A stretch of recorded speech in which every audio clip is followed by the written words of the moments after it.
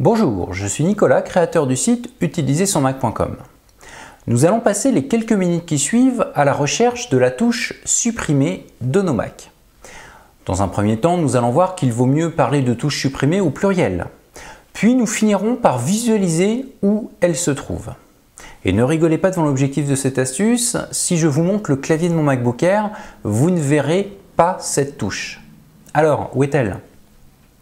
Avant d'y répondre, je pense qu'il vaudrait mieux se demander à quoi elle peut servir. La première réponse qui me vient à l'esprit est à effacer un ou des caractères lorsque j'écris un texte. Mais ce n'est pas le seul usage. Vous pouvez avoir besoin de supprimer également un document. Et bien si sous Windows, ces deux actions se réalisent de la même façon, en appuyant sur la touche supprimer du clavier, ce ne sera pas le cas chez Apple. Mais commençons par les caractères à effacer. Pour cela, j'ai ressorti un vieux clavier de la naphtaline, un clavier qui se branche en USB. Pourquoi je vous le montre? Parce qu'il possédait un pavé numérique, mais il n'avait pas que ce pavé de plus.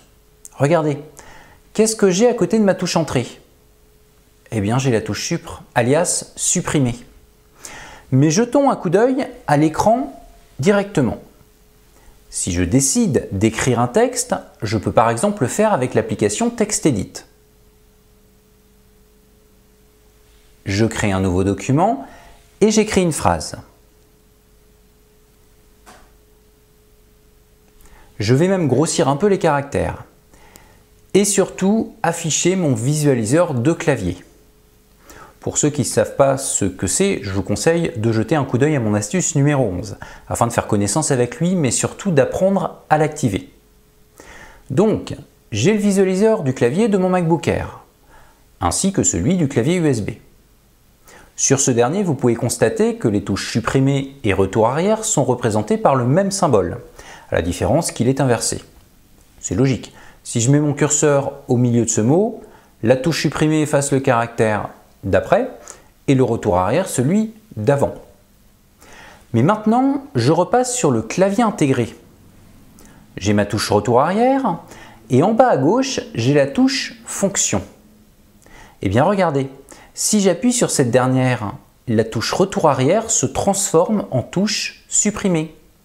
Et si je relâche la touche fonction, je retrouve mon retour arrière. J'essaye dans le texte. Retour arrière efface bien la lettre d'avant. Et grâce à ma touche fonction, je peux supprimer la lettre qui suit mon curseur. Une bonne chose de faite, vous savez dorénavant comment supprimer un caractère lorsque vous écrivez. Et cela sans avoir besoin de vous placer après le caractère à effacer. Il reste cependant le problème des documents à supprimer. Pour cela, retour au Mac. Et je vais ouvrir la pile téléchargement, puis sélectionner l'un de ces fichiers. J'ai beau presser sur la touche supprimer de mon clavier USB, le document reste en place. Pourquoi?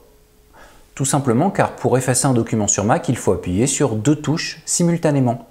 Et si je le sais, c'est juste que je suis allé voir dans ma barre de menu. Plus précisément dans le menu Fichier. Placé dans la corbeille, commande retour arrière. Démonstration. Commande retour arrière. Et mon document est bien parti dans la corbeille. Conclusion, pensez à regarder dans votre barre de menu lorsque vous cherchez des raccourcis clavier. Mais au fait, pourquoi Apple se complique la vie en nous obligeant à supprimer des fichiers au moyen de deux touches, alors qu'avec une seule, ce serait plus rapide? Peut-être parce que trop rapide veut dire trop d'accidents. Il est effectivement courant d'appuyer sur une touche sans le faire exprès. Et j'ai personnellement plusieurs fois rencontré des utilisateurs de Windows ayant effacé par mégarde des documents. L'avantage avec les deux touches Apple, c'est qu'on est obligé de le faire exprès. Mais il est temps de conclure cette astuce, ou plus exactement, de la résumer. Pour supprimer un caractère lorsque vous tapez un texte, il suffit d'appuyer sur les touches fonction et retour arrière simultanément. Et pour supprimer un document du Finder, ce sera commande et retour arrière qui seront appuyés ensemble. Maintenant que les touches supprimées n'ont plus de secret pour vous, je vais vous dire à très bientôt pour de nouvelles astuces Mac ou iPad iPhone. Merci à vous d'avoir suivi cette vidéo. Si elle vous a semblé intéressante, cliquez sur le bouton j'aime. Et n'oubliez surtout pas de laisser un commentaire si vous avez des remarques à me faire parvenir. C'était Nicolas Souverain, expert en solutions Apple et créateur du site utilisersonmac.com. Et pour plus de conseils sur les produits Apple, rendez-vous justement sur mon site www.utilisersonmac.com. À très bientôt.